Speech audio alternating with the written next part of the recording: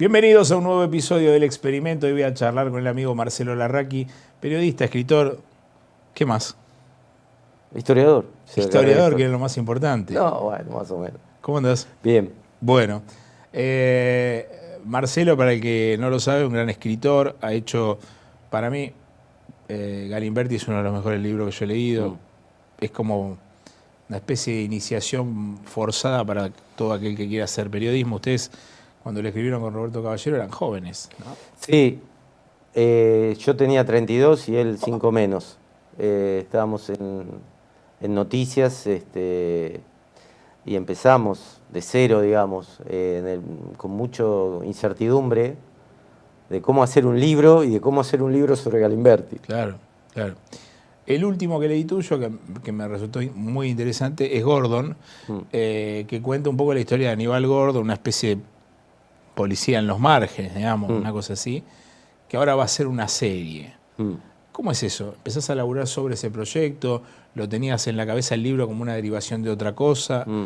¿Cómo es ese? No, yo tenía una investigación que había hecho para un libro de no ficción. Aníbal Gordon, contá brevemente Sí, qué era. no, es la historia de un delincuente común que salta a trabajar como de delincuente de la violencia política, ¿no?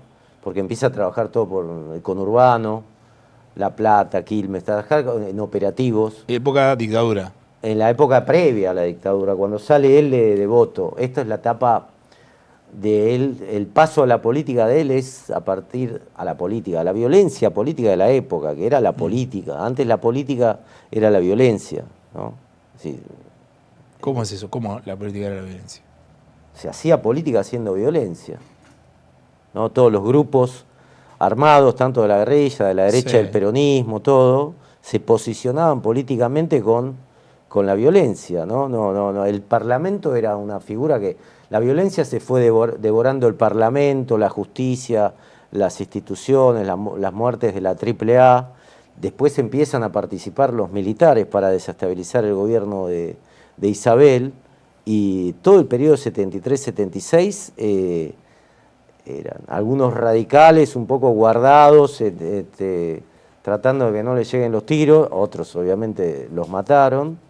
Y el peronismo, claro, esto es una etapa que el peronismo, cuando vos leés el peronismo de esa etapa, Sí. era un peronismo protofascista, en guerra contra la izquierda, los infiltrados. No es que eran fascistas como obligados a Sí.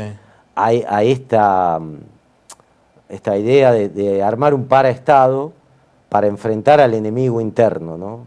Una vez entrevisté a Val Medina, que me dijo que una frase, una idea que era decir, la Guerra Fría entró en el peronismo. Entró la guerra, yanquis. Es decir, ¿qué hace que la UOM tenga como lema ni yanquis ni marxistas? Hoy no lo tenés eso en una cartelera de la UOM, digamos, ¿no? Entonces todo eso, la vorágine de la violencia admitía distintos lúmpenes, delincuentes para operar, ¿no? Y Gordon era también, que así me dijo uno que operaba, dijo, era nuestro artista invitado. Lo llamábamos para las operaciones, ¿no? Operaciones de... ¿Era comisario, excomisario? No, era un delincuente común que vivía en San Isidro con una familia, vendía chatarra. Yo cuento en el libro que tenía una segunda residencia en Colón, provincia de Buenos Aires, como pantalla, mecánico, interesado con la mecánica, estudiante industrial, el padre, un chalet inglés en San Isidro, en el Bajo de San Isidro, y bueno, pero delincuente, pero no ese delincuente que vos ya sepas que es un delincuente, era el delincuente que tiene una familia, que lo saluda el vecino, ¿no? Y ese tipo entra después, cuando cae, yo cuento en el libro, cuando cae como preso político por una falla judicial, sale como preso político. De hecho, cuando él sale, que sale de Caseros, no de Devoto, sale el 25 de mayo con todos, pero sale el 26, en Caseros. En Caseros había 16 presos políticos. ¿Con los indultos? No, él sale ilegalmente, porque lo piden los compañeros. y lo pide gente que después va a desaparecer. Incluso un abogado de él, como preso político, después va a ser un desaparecido. Porque el tipo parecía un tipo del peronismo, chorro, robaba banco, ellos también robaban banco, todo el mundo robaba banco, entonces, y estuvo ahí en la cárcel desde el 72, digamos, desde marzo del 72 a mayo del 73. Estuvo con el ERP primero en Devoto, y después cuando le sale una sentencia definitiva por robo a un importador de relojes, lo mandan a Casero, y siempre en el pabellón de presos políticos. Tenía 4 abogados. Él tuvo, no sé si podemos hablar con sinceridad y con franqueza, él tuvo el abogado de la UOM. Torres es el abogado histórico del peronismo. Ahora vos decís, el tipo era peronista, y el tipo estaba ahí, jugaba el juego que había que jugar. Obviamente con el ERP no iba a entrar. Bueno, lógico. Pero charlaba con el ERP. Yo hablé con gente del ERP que charlaban con él, muchachos, ustedes estudien, yo cocino, hay que cambiar las cosas. Tipo vivo, con calle. Y chorro pesado. Claro. ¿Cómo llegas a la serie? ¿O cómo llega esto a una historia así? No, después empiezo a escribir la novela, y yo estaba obviamente en diálogo con Diego Andrasniuk, que es productor, y le digo, mirá, va por acá, estos son los personajes, qué sé yo, y le encantaba, y él la fue moviendo mientras yo seguía escribiendo, y bueno, y él, el artífice de conseguir Netflix fue él, porque no fue de un día para el otro, y lo puso en marcha. La verdad que es poner en marcha un ejército para una batalla. Yo no puedo creer todavía el tipo de despliegue que tiene, ¿no? ¿Trabajás en el guión vos? Sí, ya el guión, ya trabajamos, incluso yo estaba terminando la novela y empezamos a trabajar en el guión con Marcos y Pablo Trapero, Marcos Osorio Vidal, que es un guionista profesional excelente, y bueno, Pablo para esa escena, digamos, yo te decía fuera del aire que la tapa es un poco tarantinesca, y cuando uno ve o lee el libro es una cosa medio polvorienta. Vos ves, te imaginás una escena muy policial, muy marginal, y Trapero parece ideal para hacer ese tipo de cosas. Sí. Él tiene la mirada de la violencia en imágenes que yo de alguna manera también tengo en los libros, ¿no? No sé, una vez O sea, tenés comenté, expectativa, ¿no? Porque yo me acuerdo siempre cuando sale la película del Resplandor, Kubrick dice, es una porquería. O sea, no tiene nada que ver con mi libro. Y la película es genial también. no, obviamente el guión uno va cambiando, es una bola que va cambiando constantemente. Imagínate, 2 años y medio, Claro. se cambia, ya no sé qué es la novela, qué es el guión, si esta escena quedó, si no quedó, yo no tengo idea, ya viste, te vas perdiendo, y después vuelve el capítulo, y si esto quedó al final, sí, volvió, te dicen, bueno. Me acuerdo una escena que creo que estaba Darín en la película Elefante Blanco, Sí. que pasan un cadáver en una carretilla, está tapado el tipo con un plástico, el tipo se lleva un muerto en la carretilla y levanta, y siguen caminando. Y eso es una mirada de la violencia, como Carancho también, ¿no? Que también me encantó. Entonces, claro, lo que pasa es que vos comentabas algo, ¿no? Después ¿cómo querés que imaginen? La obra es del director, ¿viste? Es decir, el guión es una partitura, ¿viste? Que es una idea, pero después el director quiere un auto yendo por la ruta en un atardecer, y por más que no esté en el guión, el tipo quiere eso y va a hacer eso, y se va a gastar el dinero y va a pelearla para tener esa imagen, ¿no? Eso aprendés de alguna manera, que no es que, che, dijo esto, cambió. Todo. La obra final es del director y de los directores, porque también está Pablo Fendrick también, que yo he visto películas de él, que El asaltante, La sangre brota, es decir, todos tipos que de alguna manera que yo veía, que digo, alguna vez me gustaría laburar con estos tipos, y se dio con esto, ¿no? Bien. Quiero después conectar un poco con el tema de la realidad, pero me quedé pensando en lo de Perón. ¿Cuál era la relación que él tenía como cabeza del Estado con la violencia? O sea, ¿o qué viste vos en todas las historias que contaste, que son un montón de libros? con la violencia, bueno, ahí va, sí, Perón viene a terminar con la violencia cuando viene en el 73, ¿sí? O mejor dicho, Perón se encuentra con una violencia impensable para él. Perón no tiene idea de lo que es este país cuando vuelve en el 73. ¿Sí? El tipo está en Puerta de Hierro, con cartas, con magnetófono, con reuniones, con esto. Le llega, mataron a Aramburu, no sabe quién lo mató, cómo opera Montoneros. Por eso, vamos a decirlo, término de hoy, integra, antes se decía, hoy diríamos contrata, pero integra a Galimberti para de alguna manera que le traduzca este mundo juvenil y con mucha sapiencia logra armar la JP, porque lo que busca Perón es una organicidad, ¿no? En todo el movimiento. Y él cree que puede controlar el movimiento. Y evidentemente no lo puede controlar. El movimiento se le va de las manos, porque ya en Ezeiza se le va de las manos. Claro. ¿No? En Gordon cuento bastante de Ezeiza.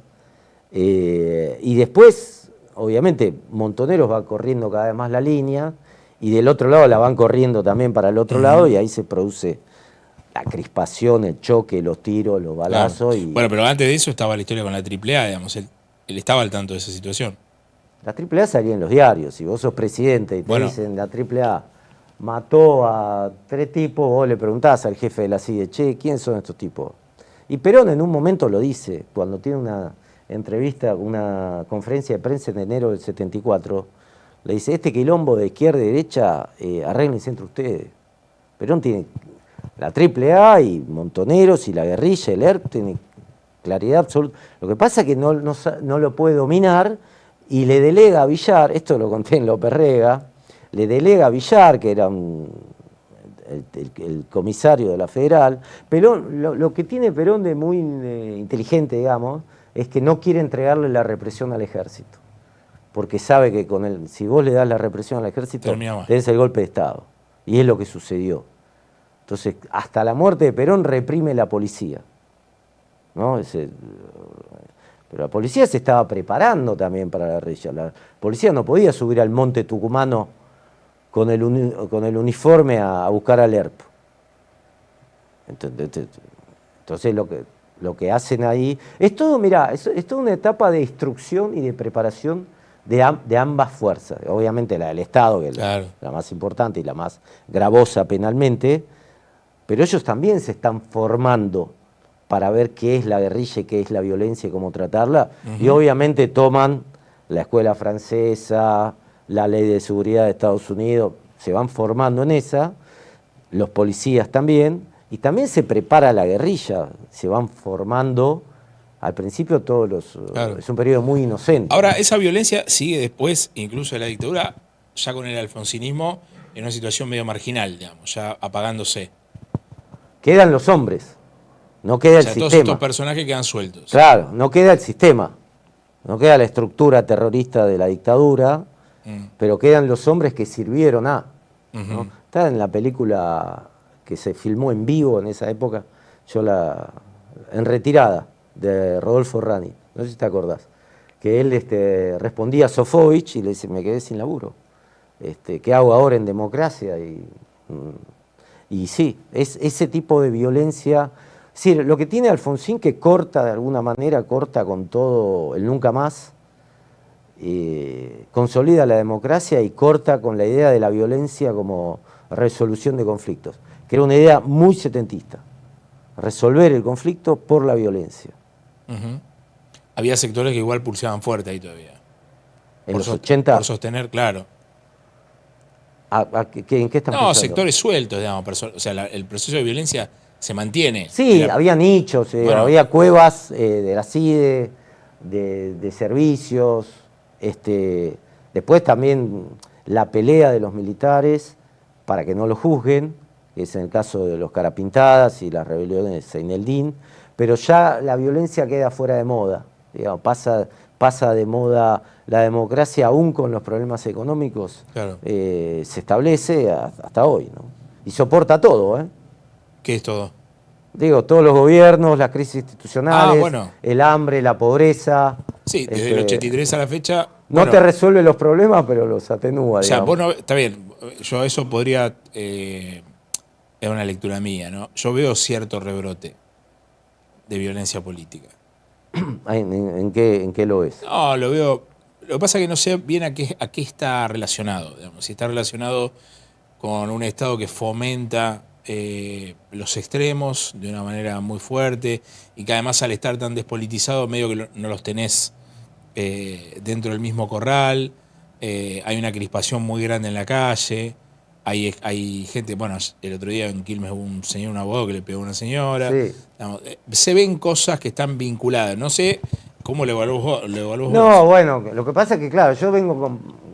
Obviamente con el Trabajé proceso un 70, siglo de 80, violencia. 60. Bueno, El libro Argentina, un siglo de violencia política. Si yo te digo que Irigoyen, armas en mano, tomaba comisarías. Hipólito Yrigoyen hizo 3 revoluciones. La revolución del Parque, 1500 muertos, 1890, tienen monumentos, ¿no? Entonces, nosotros venimos del siglo XIX, después aún empieza a participar el Estado en la violencia.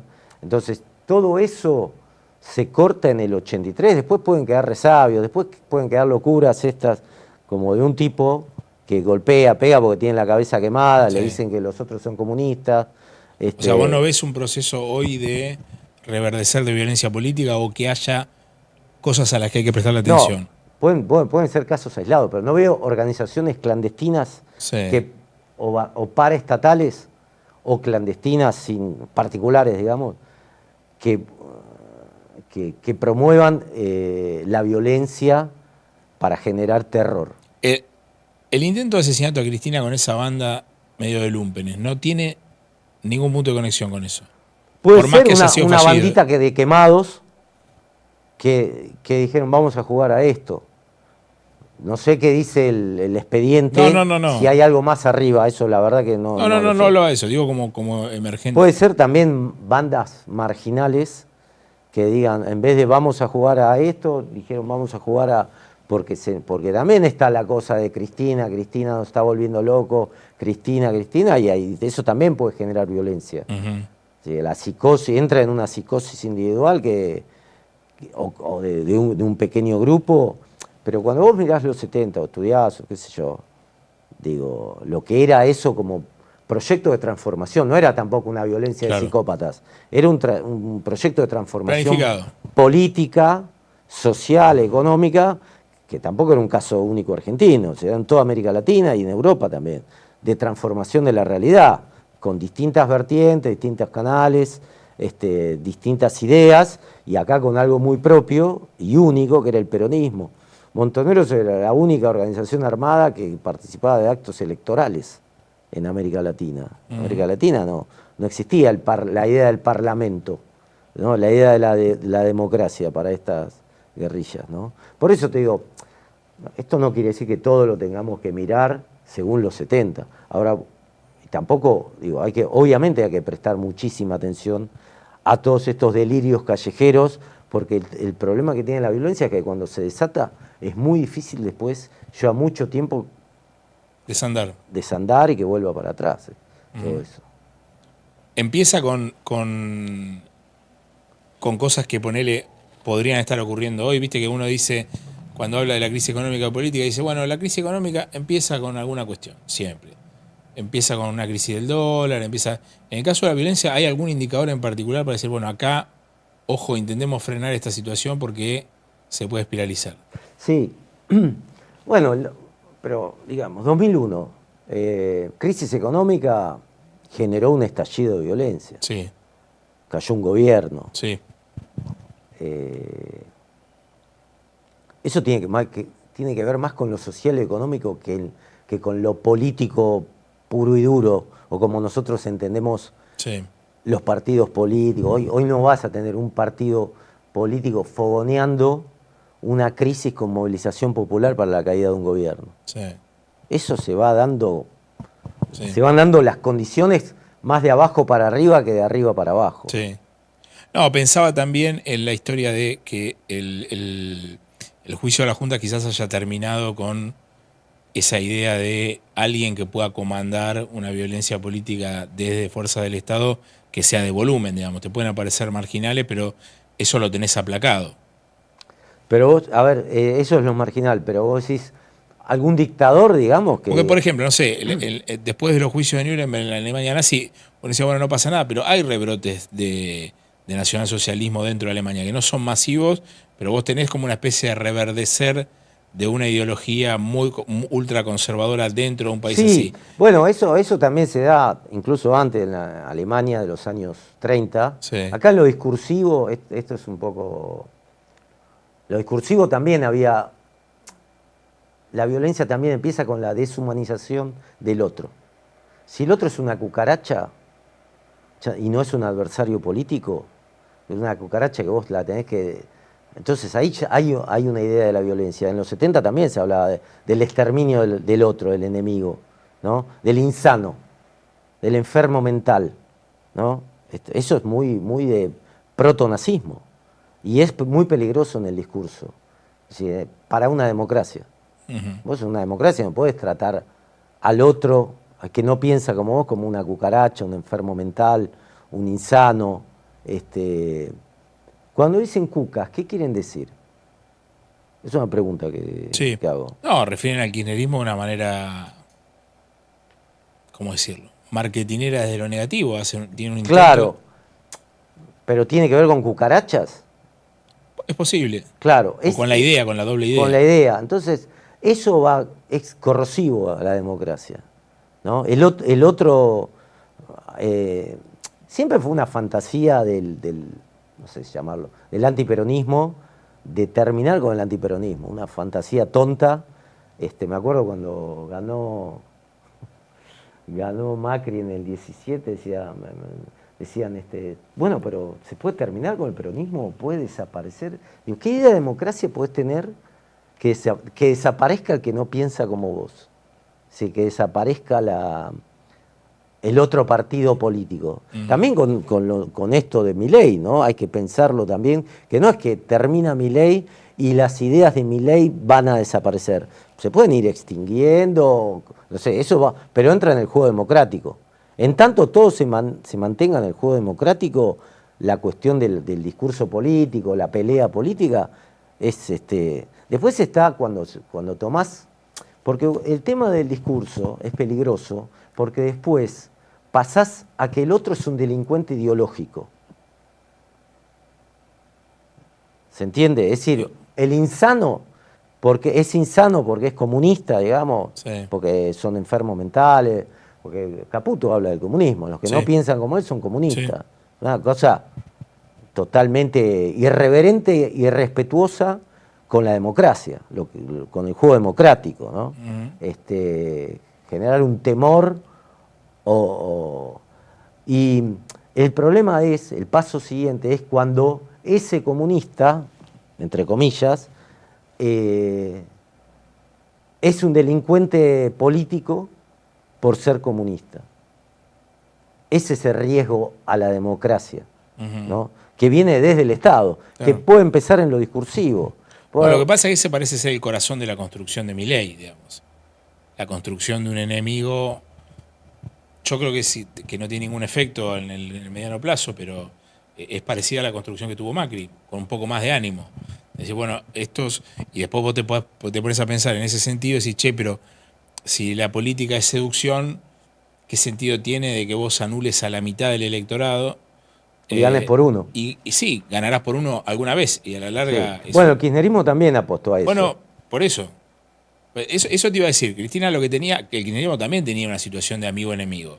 Sí. No sé si con esta virulencia discursiva, porque acá ya hay descalificaciones que no tienen que ver ni siquiera con los políticos. Sí. ¿Qué diferencias le encontrás?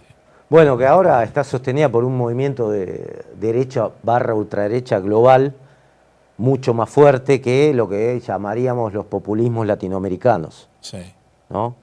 De Lula, o de Cristina, o de Chávez, sí, no tenían este nivel.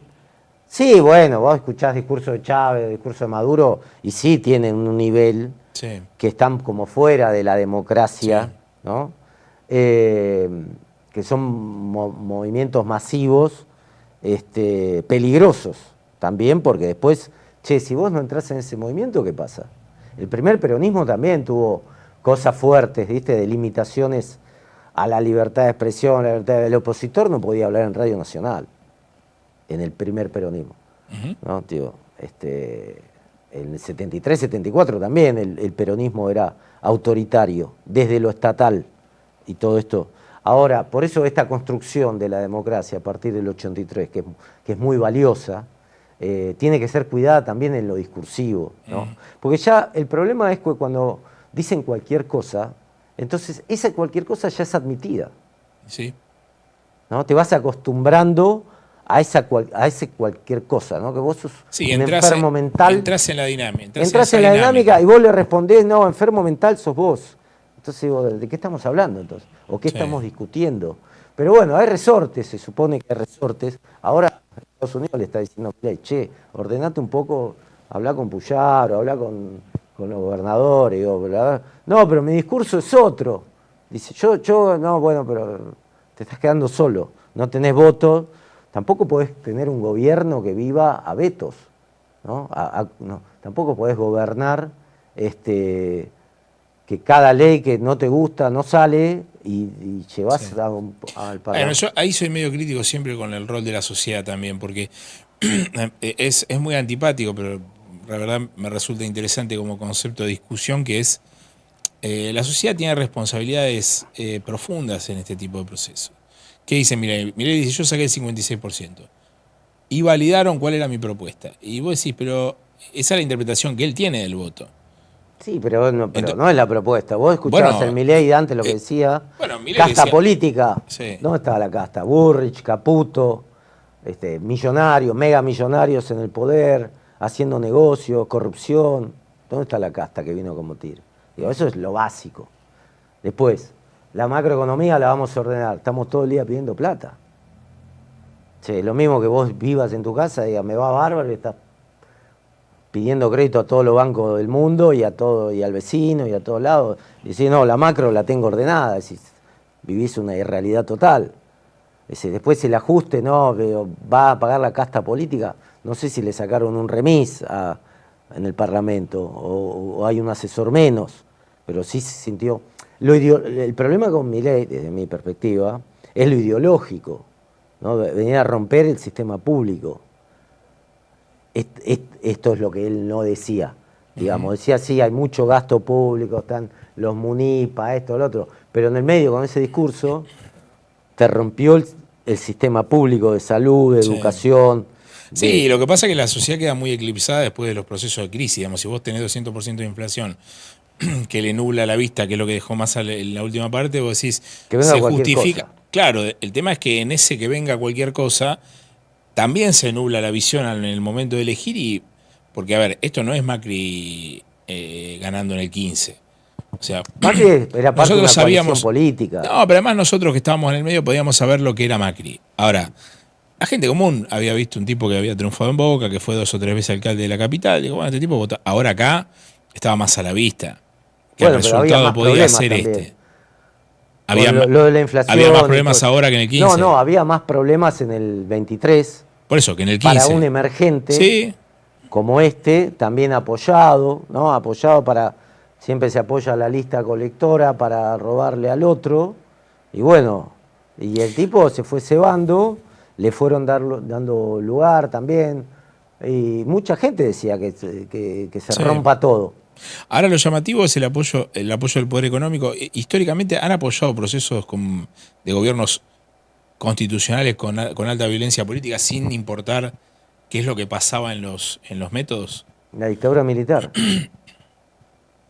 Tuvo apoyo de Estados Unidos, del empresariado argentino, para instaurar la destrucción del aparato productivo, del movimiento obrero como tal, del sindicalismo. Pues ese fue el plan, que lo termina coronando Menem de alguna manera, con mejores formas, digamos. Sí. También termina con la idea del ejército como factor de poder, esto hay que decirlo, sí. ¿No? Esto que vos decías, estos rescoldos que había ahí en los 80 del autoritarismo militar, lo termina Menem, ¿no? Como ajuste público, digamos. O sea, la burguesía nacional también tiene un tema a resolver. Bueno, lo que pasa es que, bueno, ahí hay una confusión también, que acá viene ya, al segundo día de Martínez Dios le dan el crédito al Fondo Monetario, Sí. y en teoría la burguesía nacional que entendíamos como capital industrial nacional Sí. se pierde con todos estos Sí. procesos, ¿no? Porque esa es más la idea de Perón, Helvar, era una Argentina con mucha fuerza productiva, ¿no? Incluso también todo el cordón industrial del litoral y todo. Pero bueno, después todo ese proceso se va perdiendo y el negocio pasa a ser el capital financiero, Sí. como ahora. Ahora Milei no habla nunca de producción, ahora inventa cosas que vamos a... lo único que puede funcionar a nivel real, digamos, es el petróleo, que es lo único que crees que realmente sí. La economía primarizada. Digamos. Claro, pero esos inventos que dicen vamos a poner 25.000 millones de dólares. Sí. Y Milei llenó de inventos a la sociedad que Galimberti siempre, a veces me decían de Galimberti, no, el loco en esa época se creía su propia mentira, ¿no? Hay que ver si Milei se cree su propia mentira, ¿no? De cuando dice, bueno, pues un tipo te dice, no, dentro de 30 años vamos a ser Irlanda, no, ahora lo cambiamos, vamos a ser, dentro de 25 va a ser España. Caputo dice, no, vamos a ser Perú mejor. Sí, es un delirio discursivo total que, sin razones, que tenés que pedirle una foto a Trump para aguantar. Me acuerdo cuando fueron al country de Trump para ver si lo podían ver y se volvieron sin la foto. Digo, eso para un presidente, yo nunca tuvimos presidentes así, en este sentido. Vos decís, bueno, pero si llegamos hasta acá con todos los otros presidentes de mierda que tuvimos, hay que darle una oportunidad al loco. Bueno, yo de la gente que conozco no conozco a nadie que me diga estoy mejor. Sí, es un presidente muy raro en toda la serie del 83 para acá. Porque además conjuga, esto ya es lectura mía, también un componente que hasta hace tiempo no se veía, que era la incapacidad política y técnica. Que obviamente es como en el fútbol, digamos. Una cosa es jugar ganando el partido 3-0 y otra es cuando estás perdiendo 2-0 y ahí tenés que ver si aguantás. Digamos. Cuando empezó a perder 2-0, ahí se empezaron a ver los hilos. Digo, ahí está también un tema de incapacidad política que los otros claramente no tenían. Bueno, Alberto la tenía bastante, la incapacidad política, al menos para gestionar la cabeza del Estado, no como había sido jefe de gabinete, pero acá se ve lo que vos decís de Caputo y lo de Milei es, yo siempre digo lo mismo y ahora muchos dan la razón, es, acá se armó un equipo con gente que en su vida profesional privada no había tenido, no un éxito, una performance más o menos digna, sacando a Caputo, que había sido ministro, que bueno, algunos quilombos tuvo con Macri. Milei no estaba ni entre los 50 economistas más importantes de la derecha en la Argentina. Sí, fue un emergente, lo que pasa es que la sociedad le dio su apoyo el primer año, se bancó la ley de bases, esto, lo otro, la esperanza, existió la esperanza y todavía sigue existiendo en el núcleo duro. Lo que pasa es que Milei es interesante, se monta también en la idea esta, no sé si llamarla neoliberal, porque está medio pasado de moda el mote, digamos, pero la idea de, bueno, vivir de las finanzas y con lo discursivo, ¿no? Y se monta también el antiperonismo, ¿no? Recoge también votos del antiperonismo. Bueno, no me gusta este tipo, pero por lo menos para que no vuelvan los peronistas. También recoge de ahí, ¿no? Sí. De como apoyatura política. Casi que es lo único que le está quedando en la cartuchera. Bueno, pero eso como concepto fuerte. Es fuerte, ahí igual, tenés municiones. Sí, claro. Tenés municiones, el antiperonismo le hizo mucho daño a la Argentina, ¿no? El antiperonismo irracional. No te estoy diciendo que no seas peronista, pero que seas antiperonista irracional, que le hizo mucho daño eso a la Argentina, ¿no? Pues porque decís, bueno, prefiero que todo se destruya antes que vuelva un peronista, porque bueno, sí, obviamente, a mí, francamente, yo voté al peronismo una vez sola. A mí tampoco me gusta, y mucho más, bueno, desde la perspectiva histórica, el peronismo del 73, pero el peronismo es producto también de una etapa de la Argentina conservadora en la que no había derechos, ni siquiera al voto, ¿no? Vos decís, bueno, pero aparecieron con un golpe de Estado, y sí, aparecieron la dinámica de la historia. Apareció, el peronismo aparece desde un golpe de Estado, ¿no? Acá tengo algunos libros tuyos. Quiero cerrar hablando, haciéndote unas preguntas sobre el libro. Este es Primavera Sangrienta, está muy bueno. Este es más viejo, ¿no? Fuimos soldados. Segunda edición. Fuimos soldados. Historia secreta de la contraofensiva montonera. Vos tenés que elegir tenés que tener 3 libros preferidos tuyos. Todo el que escribe algo dice, che, estos libros son mejores, o a mí me gustan particularmente más. ¿Escribiste cuántos? 13. De los 13 tenés que elegir 3 nada más. Bueno, obviamente estoy obligado a elegir Galimberti por todo lo que representó para mi carrera, ¿no? Digamos, para mi carrera, yo creo que tengo 13 libros porque uno salió bueno, digamos. Si no hubiera alargado, decir, che, basta, esto es mucho laburo.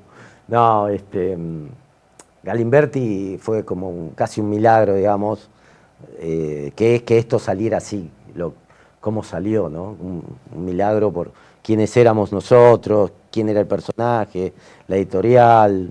Nada, nosotros éramos 2 desconocidos que... ¿Susana Jiménez se inquietó por eso en algún momento? No sé si se habrá inquietado. Me parece que Susana está muy por encima de todo. Estaba por encima. Pero fue un libro que sí, que es una marca. Después hay otros libros míos que son más pequeños, que me gustó mucho hacerlo, que es La Guerra Invisible. Casi sobre un comando británico que aterriza en Río Grande, en el continente. Ese es un libro. Si yo tengo una trilogía de libros pequeños que me gustan mucho, son estos 2 y La Guerra Invisible. Y después tengo los big, digamos, que sería López Rega y Gordon, que es un libro que también es nuevo para mí porque es mi apuesta a la ficción. Entonces yo estoy como empezando otra vez, digamos, ¿no?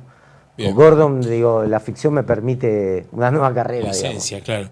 Y si tenés que elegir 3 de otros autores que te hayan gustado mucho del periodismo argentino. Del periodismo tiene que ser. Bueno, sí, para no tratar cosas más vinculadas más a la... O si querés la no ficción, que incluye algunos libros que son periodísticos que tienen algunos contenidos novelescos. Bueno, acá tengo que separar los libros, el drama que tiene la historia y la investigación periodística, que tenés que leer todo. Y decís, che, me sirve porque me dio un panorama, me dio datos, y otros libros que en cambio los disfrutás, ¿no?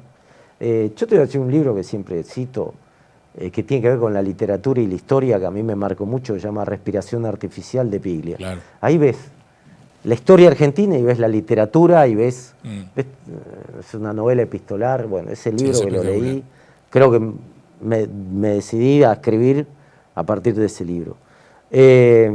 Me gustó mucho Recuerdos de la Muerte de Bonazo, que al principio no entendía ese estilo tan literario y ahora, como lo entiendo, que empiezo yo a jugar ahí, ¿no? De grande, digamos. Y después, bueno, Plata Quemada es otro libro de Piglia que a mí me gusta mucho, que tiene algo de política, que es un robo a un banco en los años 70. Me gustan los libros políticos que presentan la atmósfera política, no en primer plano, ¿no? Pero que, no sé, como Roberto Ar. Todos esos que me nombraste, y con esto termino, son muy para atrás. Algunos más para acá tenés que tener. Es que yo, un libro que prácticamente, no es que soy mezquino, pero yo vuelvo siempre a las cosas viejas, digamos. No es que no leería jamás un libro sobre Chico Caputo, digamos. Sí. O Karina Milei, o todas esas novedades de la política de actualidad, para mí son, está mal que lo diga, ¿no? Pero son intrascendentes. Perdón, pido mil disculpas. No, pero digo, cada uno hace lo que quiere. Yo ahora estoy tratando de memorizar. Si vos me decís, yo te digo, sí, me recuerdo. Mirá, hay un montón. Buenos. La biografía de Timerman me encantó. Bueno. ¿No? Esa es una, sí, de Graciela Moschovsky. Claro, ese tipo de libros me gustan. Libros que vos decís, che, lo leo dentro de 20 años, le hago como y el libro sigue estando. Bueno, hay muchos. Yo estaba leyendo Firmenich, que me parece un buen libro también. Sí. No es un libro nuevo, pero es un buen libro. Hay cosas nuevas. No, bueno, Los ese libros de tiene Mario 15 O'Donnell años. Tiene 15 años. Los libros de Mario O'Donnell sobre Bourne Bueno, también son muy buenos. Sí, bueno, sí, el de Esos sí Bord, son más nuevos. el que habla Bord, digamos, ese está muy bien. Pero ya casi no hay tanto libro periodístico. Ahora los libros periodísticos son más literarios, ¿no? Sí. Los periodistas Sí. como... Sí, hay más tiempo, hay mucho menos tiempo para trabajarse en profundidad también. Eso te mata la calidad. Y sí, te piden un libro para 4 meses. Bueno, Con ese tipo de cosas. Me llevan 4 años. 4 años te llevan. No, Gordon sí, un libro en 1 año y medio, más o menos, 2 años, dándole todos los días, lo podés resolver. Marcelo, placer charlar contigo. Gracias. Igualmente para mí. Muy bien, amigos, ha sido un nuevo episodio del experimento. Hasta luego.